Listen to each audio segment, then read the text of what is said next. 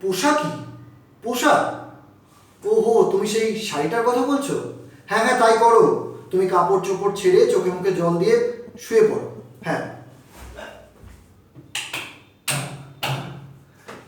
আমাদের এই বাড়িটা না খুব ভালো। এটাই তোমার আশ্রয়। এখানে আমি তোমাকে আগলে রাখবো। বাইরে থেকে কেউ তোমার কোনো ক্ষতি করতে পারবে না। তুমি তুমি ঠান্ডা হয়ে শুয়ে পড়ো, দেখবে কাল সকালে সব কিছু ঠিক হয়ে গেছে। আচ্ছা বলো, তুমি কি ভেবেছিলে আমি তোমাকে ত্যাগ করতে পারি? না গো পাগলি, আমি তো তোমায় কখনো বুঝতেই পারিনি।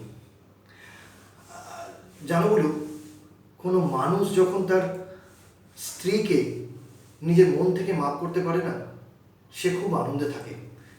কেন? তার স্ত্রী আরেকটা বাঁচার জীবন পেল।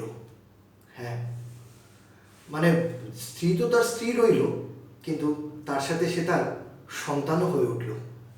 ওই কালকে থেকে তুমি আর আমি ওই যে কি বলেন, একটা নিবিড় সম্পর্কে জড়িয়ে যাব।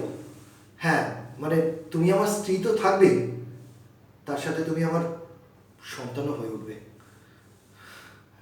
শুধু তুমি তোমার মনে কিছু লুকিয়ে রেখো না, আমার সব কিছু বলো।